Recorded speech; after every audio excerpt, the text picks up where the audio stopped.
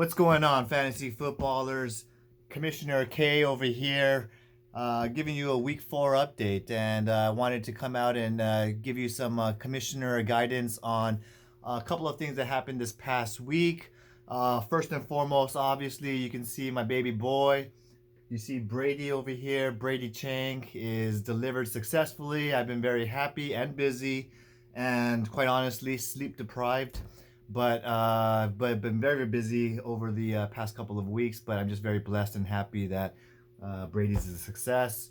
And as you guys know, you guys have been in the league. 2017, Tom Brady was my stud quarterback that took me to a championship. So I'm very happy and proud. And he also took me to championships in other leagues as well. And I'm pretty happy. My wife picked Brady. And so that's a baby update. Really quickly, I wanted to share with you a couple of things regarding those two trades that occurred this past week.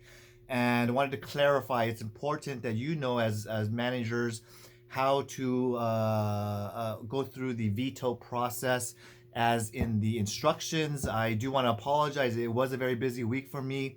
And so in the instructions, it just simply says that from the notice of a trade, which Yahoo does give you a indicator notification that we have a 48-hour reveto period, and any manager or non-trading manager has the right to veto, and it takes 4 vetoes to take cancel that trade. Okay, so we did have 3 vetoes on one of the trades. We needed 4. Some of the managers who already knew did go ahead and put their veto in the message board, which is what you're supposed to do. And just want to remind those of you who are newer to the league, that's fine. That all you have to do is respond veto or nothing. And I'm going to count the vetoes in the message or in the app, the chat app area. Those are the 2 areas where you can express your veto if you're not happy with the trade. And if I do get 4 votes, it will get shut down. Okay, the managers who are making a trade do not get a vote, but you're feel free to go ahead and share the reasons or why you wanted this trade to go through. It's totally fine to promote your trade. However, your vote does not count. So I apologize. I did not announce the trade. It was announced in kind of semi-formally through Paul in the messages area. So thank you, Paul, for knowing the rules and putting up your veto. And there was 2 other veto managers as well, but the 2 trades that were processed is interesting, and I didn't veto it myself. I felt that it was relatively reasonable. So we had Deshaun Watson trading for Mark Ingram, both top guys, top running back and a top QB, drafted relatively in the same area. So I kind of found no fishiness with that kind of trade. It just sounded like Kong was desperate and he made a call for help, a distress signal, because his QB Cam Newton went down, and he found himself beauty in Deshaun Watson. I hope he does well because I got DeAndre Hopkins. So I do hope Watson does well. The second trade that went on is David Johnson and Jordan Howard for Leonard Fournette and Philip Dorsett. Not much to say. Just you got some good running backs and you got some good depth. And I also felt this trade was pretty reasonable. So it seemed like most of the league did also agree. There were 3 people who vetoed it, but I guess from this standpoint, it was announced. There was a long period of time that it was reviewed, and I hope you guys checked when you were to my league. You could see that there was a trade going on, and I just wanted to give you guys a solution how to express your veto either in the message board or in the chats, and I'll look for it myself. Otherwise, no vote. It counts as a blessing to go through, and these 2 trades did go through. So congratulations to Jason Chai, who made a couple of willing and dealing. He made two trades on his own in the same week, and obviously he was a bottom ranking team, and now he's coming to the top. So he's now in 2nd place. So congratulations from picking up last year. You really made a big change. So we'd like to see the competitiveness of the league. It's actually really incredible. I was looking at the landscape and the standings. It's open air. We got 3 teams sitting at 3-1: Kong, Jason, and Edgar, and a whole bunch of us all are 2-2. And it's open for anyone to take, because at this point there's no one who has a clear lead. And just from this point forward, anyone can really make it and make their way into playoffs. So let's talk a little bit about the weekly recap. I wanted to share with you what's going on. I opened up my app today. It's Tuesday, and it says shame, shame, shame. Game of Mahomes loses to Kong, and I unfortunately made a mistake in my starting roster, and I decided to change and put Rex Burkhead into my lineup. He did diddly squat for me, and should have went with my second player, Mohamed Sanu, and he would have given me a win. I lost by about 9 points, 10 points, and congratulations to Kong. You got the victory against me with your lucky Chris Godwin, who was just went crazy because the Rams kept turning the ball over. And so just going by the lineup down the line, he beats me. He's sitting now in 5th place. And now he's got Deshaun Watson on his team. He only scored 2.6 points, but I do believe that Deshaun will be doing a little bit better as the season progresses. He's got McCaffrey and Zeke Elliott, so he could afford to lose a Mark Ingram.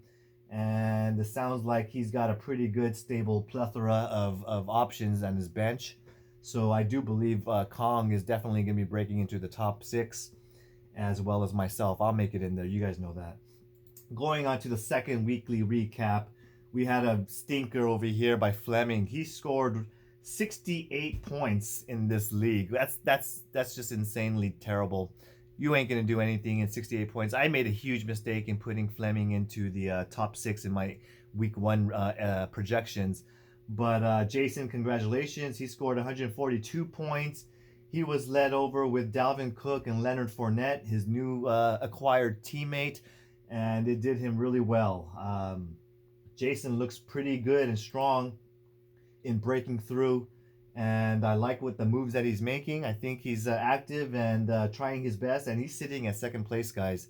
So that's very impressive. Fleming, completely in 12th place. You're in last, and I don't see any bright future for you. Your team is pretty much garbage.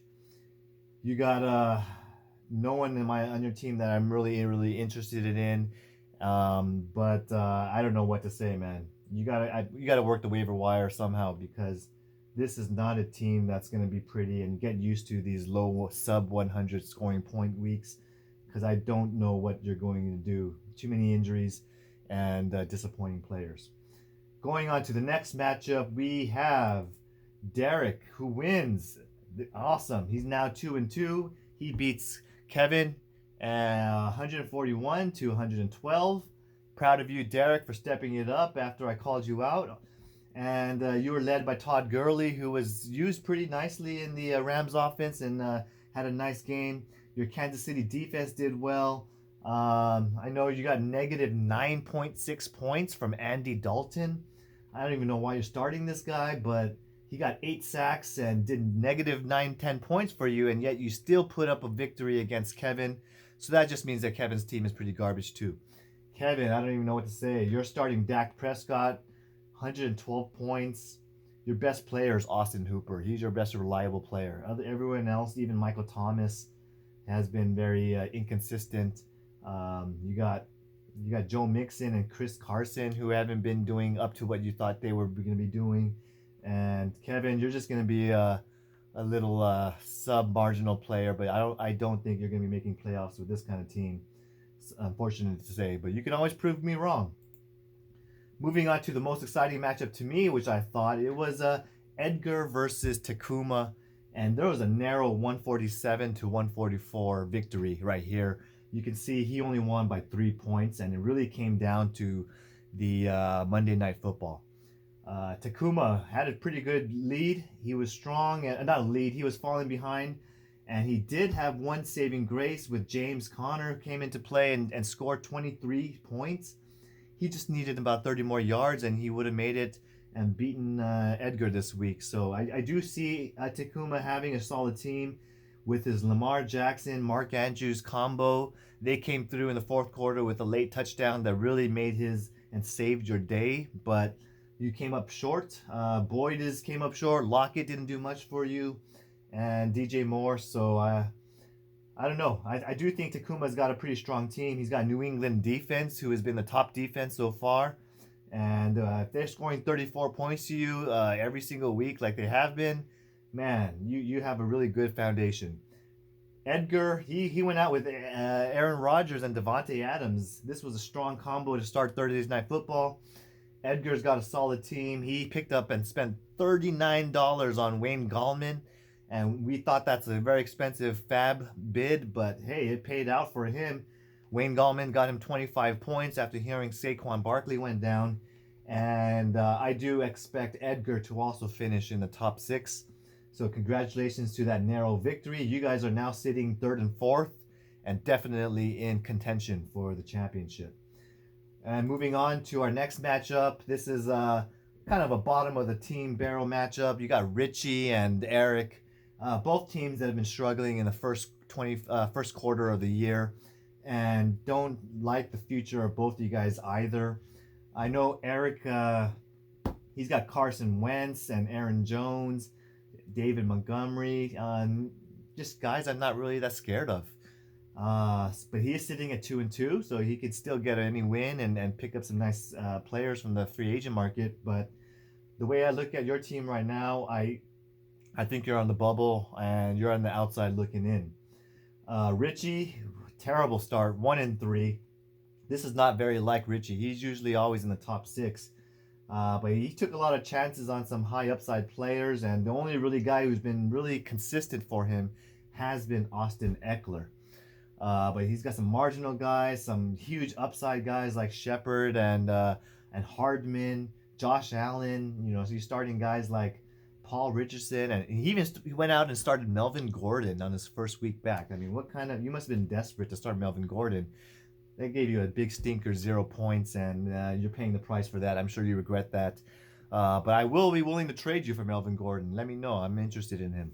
So, Richie, terrible. You didn't even score 100 points, and anytime you're scoring under 120, you're not going to get a win. And the last matchup I want to talk about has been Paul versus Dennis, and this is my awesome favorite matchup because it was a huge upset. You had Paul favored by over 13 points, and he just fell through, so only scored 130 points. So even though he was a large favorite, he's number one in the league. He got some good production from Robert Woods and Cooper Kupp, Kamara and McCoy. Everyone, like Kelsey, everyone just chipped in 10, 12, 15 points, but nothing where it's a breakout player. Nothing that's really enough to really soar and make you score the 150 points that you're probably going to need to win. And so you really caused your own failure on that one. Sorry, Paul. Dennis, congratulations. You got your nice win against the number one team, took him down. Looks like you had a really good day with Jameis Winston, who got all these easy touchdowns and gifts from Jared Goff.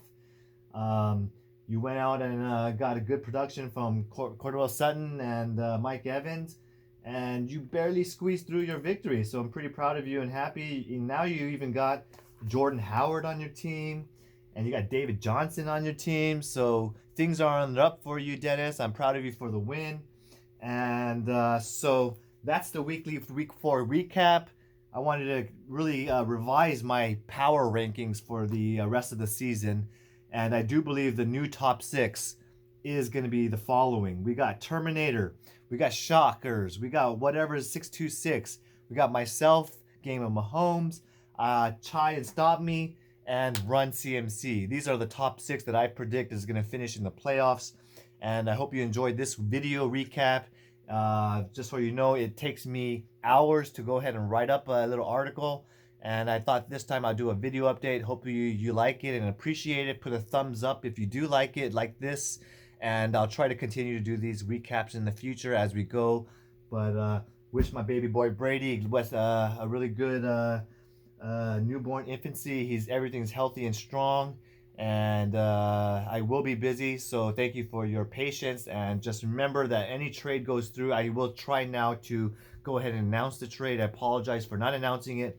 But those 2 trades have gone through, and I appreciate you for feedback and getting and voting for the trades. Thank you.